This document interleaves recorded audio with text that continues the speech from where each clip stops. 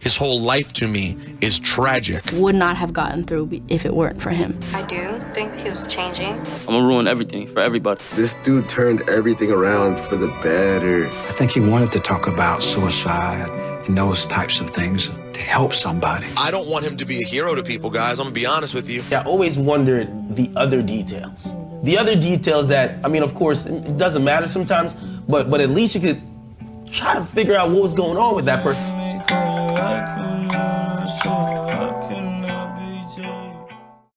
Jose Onfroy was born into a poor family, and while he was still very young, would have multiple incidences that would change the trajectory of his life forever. Most of these I can't get into on YouTube, but when he was 9 years old, one of the more notable things was that his father was arrested for cannabis-related charges. This led to his mother having to work a lot more and not really having the time to take care of X, leaving him either on his own or with his grandma for the majority of his adolescence. Some of the only interactions that X would have with his mother at this time was when she was getting mistreated by men, and he would do the best that he could to defend her. X was very little at this time and couldn't really do much, but would make the most of what he had. Basically, try to put his hands on my mom type shit. And like, you were how young? I was like six. Six. And you six. And with what? I bit his flesh out and like grabbed the glass shard and like poked him with it type shit. Like wow. When I was like 6, 7. X would not only be trying to defend his mother, but also trying to defend others in school when they were being bullied or picked on and wouldn't stand up for themselves. This would lead to X being scolded by his mother, which he actually enjoyed because he didn't normally have her attention, leading to him doing this behavior more and more. Years later, his father would be interviewed and asked about the effect of growing up without a father on X, and this is what he had to say. He developed his own rules. He developed his own way of looking at life because now his teenage years are coming on. Who's the male role model?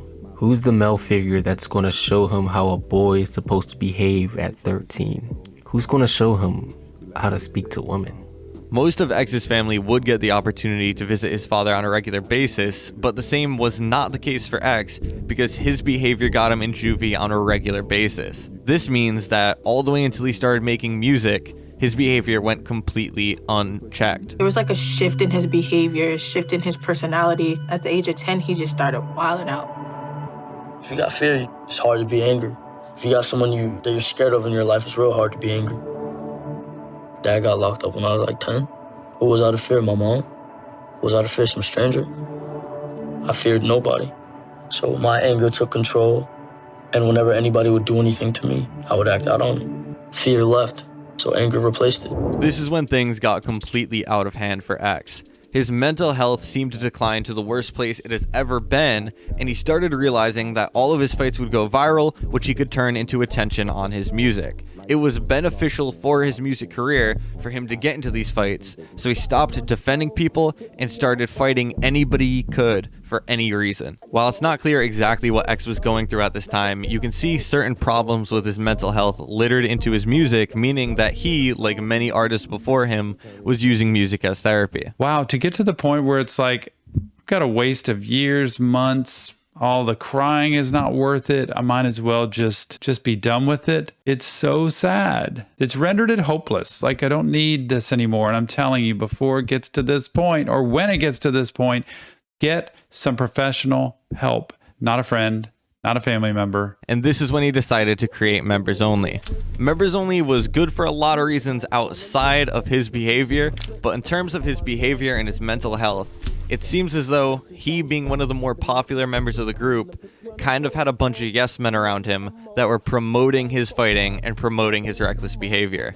This was not a good recipe. They all knew what was going on, and they were so caught up in his clout and having his respect, they would never go against what he was saying. It was like the weight of that person, it was zero compared to their potential to make it with Jose. So there was just no incentive to step in. Just to do a quick recap of where we are at this point, X originally started fighting people to defend those who were being bullied and didn't stand up for themselves. This would get him the attention of his mother, leading to him doing it more and more until it ended up being beneficial for his music. Then it got completely out of hand and he started initiating these fights, and he had a bunch of people behind him promoting him to do this more and more. By this, I mean the group that he was a part of, I mean his fan base that only knew him because he was getting in the fights in the first place, and his career doing better than ever. All of this led to him having very self-destructive behavior, but this wouldn't be a real problem until 2016. His mugshot went viral. The first image I ever saw of Jose was his mugshot, and it was probably the most polarizing image of an artist I've ever seen in my life. This picture is responsible for the most attention that X has ever had on him in his entire life. Before this, he wasn't known outside of Florida, he wasn't a successful rapper, and many people wouldn't have known a single lyric to one of his songs. After this, he was one of the most popping rappers in the entire world, he was negotiating multi-million-dollar label contract offers, and he was about to have one of the rarest experiences that anybody can have.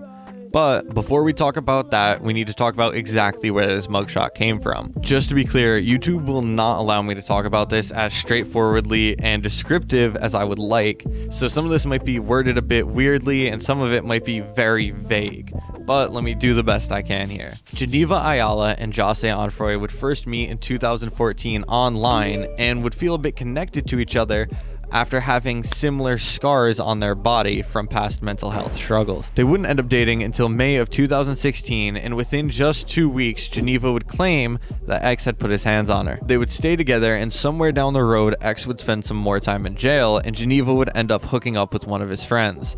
X would have a lot of problems with this and would be troubled by it for a long time, but would end up forgiving her, and they would stay together for a little while. He was in jail, and I was with a group of his friends. You know, they were like taking care of me and stuff until he got back. And I ended up cheating on Jose with his homeboy. Once it came out, Jose at first said that he would deal with it and he would get over it, but he couldn't get over it, it seems. After this situation, Talissa Lee, who was in the X documentary and ended up dating one of the members of Members Only, would mention that X was noticeably agitated anytime Geneva laughed at another man's joke or sang another man's part of a song.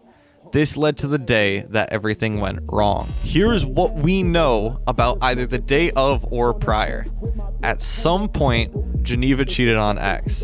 At some point, Geneva got pregnant, and at some point, X was made aware of this.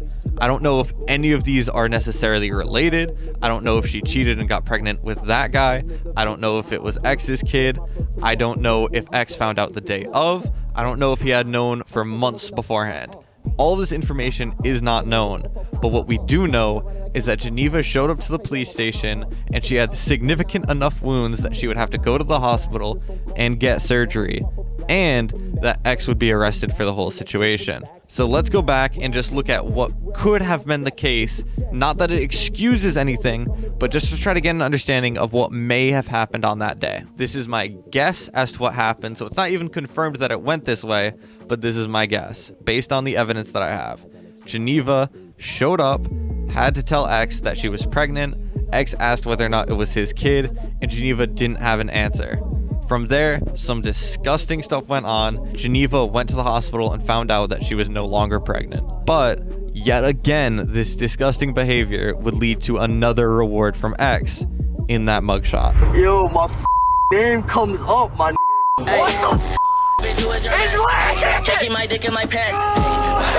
The clip that I just played is genuinely one of the most insane clips I have ever seen. He is getting out of jail and realizing that for the first time ever, he is important, something that he has never been. He is a successful rapper. He has a lot of fame. He has a huge fan base, and even Travis Scott was saying free X.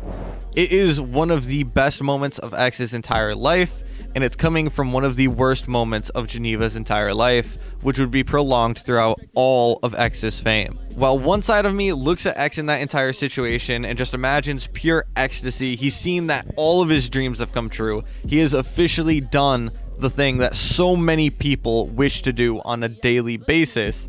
But another side of me looks at it and is like, damn, this is what was going on for him at the time, while Geneva was having the toughest time of her entire life, and there was no cameras on her because she was still nobody. Now, it's important to note that as soon as he got out of jail, he wasn't a changed man, and he would still get into beef with Drake, with other rappers, have some reckless social media posts, even some of them aimed at Geneva. But if you look to the side, you could see that his family, his management, his label, all of them had similar messages to say to him. You're gonna have a #1 record. You about to have the biggest song in the country very soon. Very soon. So just leave all the BS alone, bro. You are the example right now. You've spent all this time building this relationship to your audience on social media. I know you really love and cherish this role of the villain, and the villain has gotten you pretty far. But I don't think you need to be the villain anymore. You are already popping.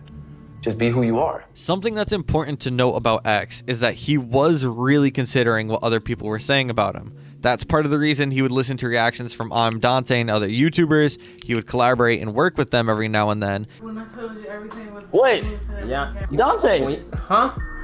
Is that your mom? Dante has a mom? And why he was such good friends with DJ Academics. Creation and evolution. But there's also the option of destruction. Destruction in order for what? But he was also listening to some people who are a lot more critical and harsh when talking about X, such as Joe Budden, and some of their critiques at this time were really interesting. I hate to have these conversations on platforms like this, but I have to because little like this. Every time his name come up, I give him good advice, he ignores it. All them niggas know who my OGs are. Migos, everybody know who they OGs are. Him ain't no fucking OG. And that is the problem with these little There's no OG to say, knock it off, relax, or for the OG to deal with. He's just immature, it seems like. He needs a father, an OG, somebody to help him out and guide him in life, because he just seems, if this is the case he's going through, this is serious. Yeah. Triple X, get my number from ACT. Let's talk when y'all are not discussing YouTube. I want to encourage X to really do some soul searching. You know, your album is out, so the work is done. You've toured, you've promoted, you're selling records. I challenge you to really spend some time with yourself in a dark corner and take personal inventory. I've made multiple videos in the past talking about the story of how certain artists got into making music in the first place, and you can see over and over and over again that the best artists use music as therapy and pour what's going on in their mind into their music. And I think that's exactly what X did here, and I think if you listen to what he's doing, transitioning away from that aggressive and ignorant stuff was exactly what he needed and set him on the right path. X, when negotiating his contract, seemed to take it upon himself to try to look for something that would allow him more freedom to make his own decisions and make the type of music that he wanted. I asked him, I said, why would you do my deal over the other deal? You're only like 18, bro. That's a lot of money. He said, because your deal makes me a partner and their deal makes me a slave. Honestly, even artists who had this freedom probably wouldn't do it, because 99.9% of the time, this would lead to them abandoning their audience and having an absolute flop of an album. But for X, it seemed to go in the entire opposite direction, where he went from the aggressive, ignorant, young music that he was making in the past to melodic, emotional, and raw music as described by Kendrick Lamar. I know a lot of fans, a lot of people thought he was gonna make an album full of look at me's, but instead he made this vulnerable, emotional masterpiece, really. When 17 came out, I was worried at the time because as amazing as I thought the project was, I was like, yo, people are either gonna love this or they're gonna hate this. Feeling like I'm trapped in my damn mind. Tell the feeling like I'm rapping a damn lie. Tell the feeling like my life is a damn game. I remember Kendrick Lamar giving it praise, and so many people really surprised at how Ja just left his soul on that project. He just gave it to you. It was raw, it was honest, it was everything. Now, between this album and his next album, it appeared as though X had changed completely as a person behind the scenes. One thing that was worth noting is that he had a court-appointed therapist that would make some dramatic changes in his life. The judge decided that I was going to work with him, pointed at me and says, everywhere you go, he's got to go. You got to go. He can't go anywhere without you. Guy was rule-based. He was like, yo, you got to clean this shit up. Way too many people in and out of your house, bro. You can't control what these people are going to do. Something bad is going to happen. Yo, you know what? You can't have all these women in your house. It's going to lead to something. You just pick one and call it a day. Something that I think was glossed over in his documentary and that we don't have a lot of information about, but is really interesting to note, is that he rekindled his relationship with Geneva while she was getting all of this hate at the peak of his success. This was something he didn't have to do. It was very reckless in terms of his career and something that the lawyers would not have recommended. But he had a week of him and Geneva together where there were no incidences, there were no problems, and seems as though everything went well. We'd like hang out here and there. I spent a whole weekend with him during a hurricane, and like nobody even knew. People online would be like, they hate each other. But in reality, like we were talking. For me, like I found sympathy and empathy in the situation, and I was able to literally just like forgive him. So now we seem to be at a point where X did not have any problem with Geneva. He had a new girl. He had his new house with the studio around. He had a therapist letting him know what he should do to be in the best state of mind. And it seemed as though for the first time, he realized that the narrative had finally changed for him. Towards the end of X's life, he seemed to have been a completely different person. First of all, he completely stopped getting into beef with other rappers and would even shut it down publicly when it did happen, despite this still being a marketing technique to this day. Obviously, there's this situation going on where my name has been thrown around in various manners, and obviously you see the beef that's going on between 6ix9ine and Trippie Redd, and obviously my name was thrown into that, and my energy was kind of used to spark a fire. So the reality of the conversation is we have two young men that, and myself as a young man as well, two young men that are really going back and forth about something that really isn't even important. Many of the people closest to X would describe him as completely different at this time. Yeah, the artists seem to all be saying he was really making changes. When I met him, you know, he was just coming up, just doing his thing, just coming up, just making music. Mm-hmm. You know what I mean? Then you had the blonde and black era when he had the half blonde, half black hair. And that's when, you know, when all the crazy stuff started happening with the allegations, with, you know what I'm saying, the trial, the shows, the riots, the Rob Stowe situation, just everything. Then it went to the transition where he was white hair X, where he first got the tree in the middle of his forehead and he shaved his eyebrows. Mm-hmm. That was like his evolving state. And then it went to Indigo X. He described it as Indigo X. When we talked, the last time we talked, he said the reason why he changed his hair and tried to, you know, do things differently is because, like, he just felt like he understood how it was being a bad person and how easy it was. And he was just like, I want to change. You know what I mean? That was the main thing he told me at the end of, like, the journey. He would start doing charity work. I'm going to be going to a foster home, and I'm going to be donating a bunch of clothes, a bunch of PS4s, like shoes, just different things to the kids. I'm going to donate, like, a bunch of stuff to them. He would have completely different messaging for his fans publicly. I want you to start a journal. That's when the internal change was happening. He was actually changing internally, trying to preach a positive message because he kind of had a negative impact, and he wanted to balance that out.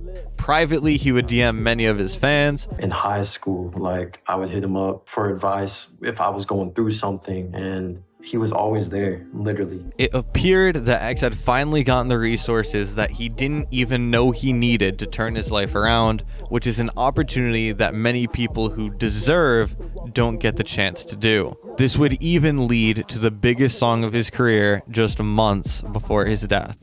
And, you know, in the sad music video, he kills his former self, and he was really deliberate about not attaching who he was in 2018 to the person that he was in the past.